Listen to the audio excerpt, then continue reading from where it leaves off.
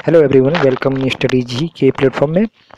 आज हम practice set number 7 देखेंगे। इससे पहले हमने 1 से लेकर 6 प्रैक्टिस देख चुके हैं। अगर आपने अभी तक उस वीडियो को नहीं देखा तो प्ले लिस्ट में जाकर देख सकते हैं, और उस प्ले लिस्ट का लिंक आपके डिस्क्रिप्शन में भी रहेगा, वहाँ से भी आप देख सकते हैं।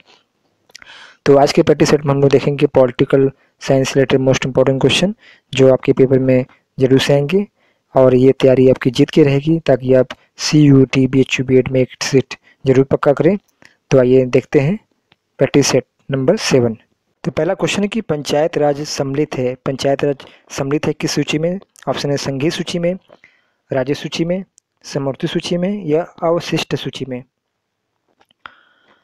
तो पंचायती राज जो सम्मिलित है वे राज्य सूची में सम्मिलित है, क्योंकि पंचायत का चुनाव राज्यों में होता है, इसलिए ये राज्य सूची में सम्मिलित है। तो इसका सही उत्तर हो जाएगा राज्य सूची। नेक्स्ट क्वेश्चन देखते हैं हम लोग कि संसद के दोनों सदनों के संयुक्त सत्र की अध्यक्षता करते हैं भारत के उपराष्ट्रपति, लोकसभा के अध्यक्ष, राज्यसभा के सभापति या भारत के प्रधानमंत्री। तो संसद के दोनों सदन जो होते हैं राज्यसभा और लोकसभा के संयुक्त सत्र की जो अध्यक्षता करते हैं वे हैं लोकसभा के अध्यक्ष। तो इसका सही उत्तर हो जाएगा ऑप्शन नंबर 2। और उसके बारे में कुछ जानकारी लेते हैं कि संसद के दोनों सदनों के संयुक्त सत्र का आह्वान राष्ट्रपति करता है। ये मोस्ट इम्पोर्टेंट ध्यान रखिएगा कि बुलाने का कार्य राष्ट्रपति करता है, जबकि संयुक्त सत्र की अध्यक्षता जो होता है लोकसभा का अध्यक्ष करता है। तो दो चीज़ें ध्यान रखिएगा कि बैठक बुलाने का कार्य आह्वान राष्ट्रपति करता है और जो इसकी अध्यक्षता करता है वो लोकसभा अध्यक्ष करता है।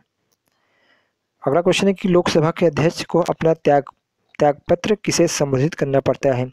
लोकसभा के अध्यक्ष को अपना त्यागपत्र किसे संबोधित करना पड़ता है? ऑप्शन है भारत के प्रधानमंत्री को, लोकसभा के उपाध्यक्ष को, भारत के राष्ट्रपति को या भारत के उपराष्ट्रपति को। तो जो अध्यक्ष को अपना त्यागपत्र सौंपना पड़ता है वे है लोकसभा के उपाध्यक्ष को, क्योंकि अध्यक्ष लोकसभा का अध्यक्ष जो होगा वो उपाध्यक्ष को ही अपना त्यागपत्र संबोधित करेगा, और उपाध्यक्ष लोकसभा के अध्यक्ष को अपना त्यागपत्र संबोधित करेगा। संविधान में सम्मिलित मौलिक अधिकारों की संख्या ऑप्शन है 5, 7, 6 या 8। तो जो मौलिक अधिकार हैं भारतीय संविधान में वे हैं 6। कितने हैं?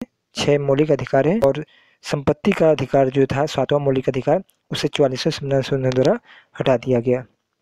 अगला क्वेश्चन है कि राष्ट्रपति का रिक्त पद अवश्य भर जाना चाहिए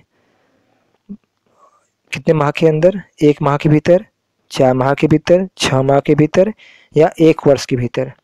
तो राष्ट्रपति का जो पद होता है अगर वो रिक्त होता है तो उसे 6 माह के भीतर अवश्य रूप से भर लेना चाहिए। तो इसका सही उत्तर जाएगा 6 माह के भीतर। अगला क्वेश्चन है कि भारत के संविधान में किस संशोधन के अंतर्गत वस्तु एवं सेवा कर GST लगाया गया?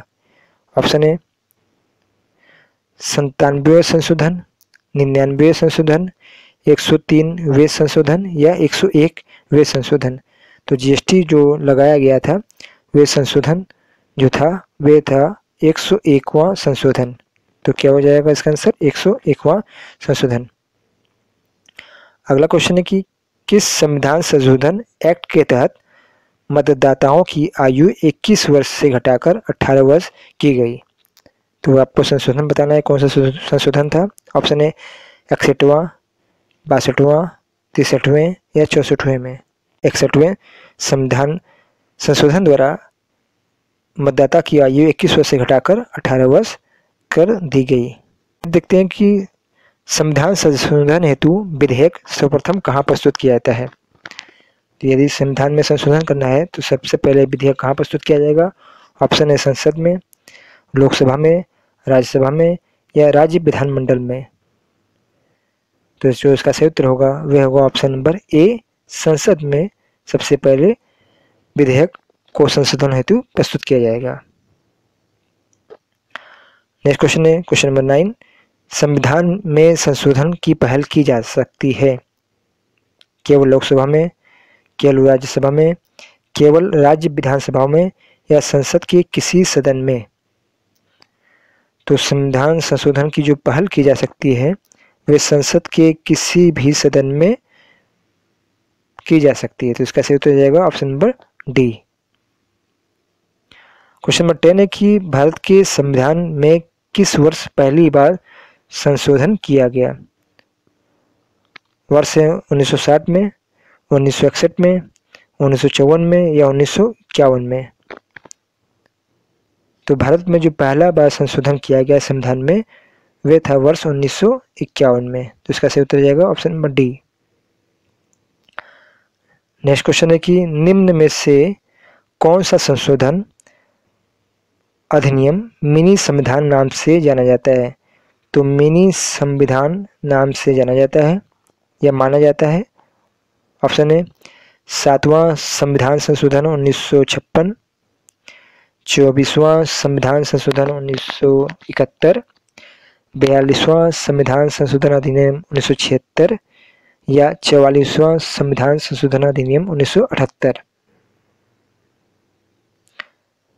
तो इसका सही उत्तर होगा ऑप्शन नंबर सी, 42वां संविधान संशोधन अधिनियम 1976 को मिनी संविधान कहा जाता है, क्योंकि इसके अंतर्गत बहुत सारे संशोधन किए गए, इतने संशोधन किए गए कि इसे मिनी संविधान कहा जाने लगा। अगला क्वेश्चन है कि भारतीय संविधान की प्रस्तावना में समाजवादी धर्मनिरपेक्ष शब्द किस संविधान संशोधन द्वारा जोड़े गए? ऑप्शन है 24वें, 25वें, 42वें या 44वें। तो आपको बताना है कि किस संविधान संशोधन द्वारा प्रस्तावना में समाजवादी और धर्मनिरपेक्ष शब्द जोड़ा गया। तो इसका सही उत्तर है वह है ऑप्शन नंबर सी, 42वें संविधान संशोधन द्वारा। अगला क्वेश्चन है कि शिक्षा को किस संविधान संशोधन के द्वारा राज्य सूची से समवर्ती सूची में लाया गया?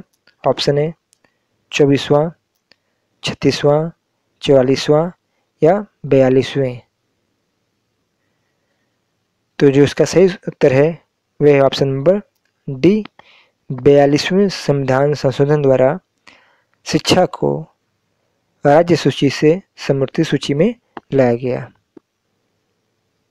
अगला क्वेश्चन है कि भारतीय संविधान में किस संशोधन द्वारा नागरिकों के मौलिक कर्तव्यों को सम्मिलित किया गया? ऑप्शन है 41वें, 42वें, 43वें या 44वें। तो मौलिक कर्तव्यों की बात हो रही है किस संशोधन द्वारा सम्मिलित किया गया।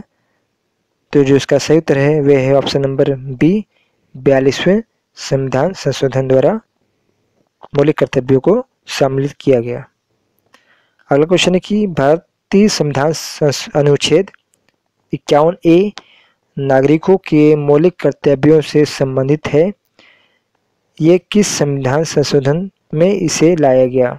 ऑप्शन है 46वां संविधान संशोधन, 42वां संशोधन, 71वां संशोधन या 73वां संशोधन।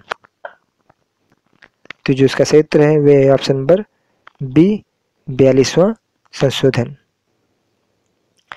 नेक्स्ट क्वेश्चन है कि निम्नलिखित में से भारतीय संविधान का कौन सा संशोधन पंचायती राज व्यवस्था को संवैधानिक दर्जा प्रदान करता है? और आपके ऑप्शन है 71वां संशोधन, 72वां संशोधन, 73वां संशोधन या 75वां संशोधन। तो पंचायती राज की बात हो रही है, तो जो संशोधन था वह था 73वां संशोधन। अगला क्वेश्चन है कि भारत के संविधान के 44वें संविधान संशोधन द्वारा निम्नलिखित अधिकारों को मौलिक अधिकारों की श्रेणी से हटा दिया गया। ऑप्शन है अभिव्यक्ति की स्वतंत्रता, संवैधानिक उपचार, संपत्ति या धर्म की स्वतंत्रता। तो किस मौलिक अधिकार को हटा दिया गया मौलिक अधिकारों की श्रेणी में से? तो जो इसका सही उत्तर है वह ऑप्शन नंबर सी, संपत्ति का अधिकार। नेक्स्ट क्वेश्चन है कि वह संवैधानिक संशोधन कौन सा है जिसके द्वारा राजनीतिक दल अदल बदल पर प्रतिबंध लगाया गया था? ऑप्शन है 50वां, 51वां, 52वां या 56वां। तो दल बदल जो प्रतिबंध लगाया गया था वे संशोधन था 52वां संविधान संशोधन। नेक्स्ट क्वेश्चन है क्वेश्चन नंबर 19 कि भारतीय संविधान के किस संशोधन द्वारा अधिनियम द्वारा 6 से 14 वर्ष के सभी बच्चों के लिए शिक्षा के अधिकार को मूल अधिकार बनाया गया। ऑप्शन है 84वां संविधान संशोधन, 86वां संशोधन या 92वां संशोधन या 100वां संशोधन। तो 6 वर्ष से 14 वर्ष के सभी बच्चों के लिए शिक्षा के अधिकार को मूल अधिकार बनाया गया था, वे संशोधन किया गया था, वे संशोधन था ऑप्शन नंबर बी 86वां संशोधन। अगला क्वेश्चन है कि 42वें संविधान संशोधन द्वारा जोड़ा गया नया अनुच्छेद सम्मिलित है। तो 42वें संविधान संशोधन द्वारा जोड़ा गया नया अनुच्छेद कौन सा है? ऑप्शन है संपत्ति के अधिकार से, मूल कर्तव्यों से, भूमि सुधार से या व्यवसाय से। जो इसका सही उत्तर है वह है ऑप्शन नंबर ए संपत्ति के अधिकार से।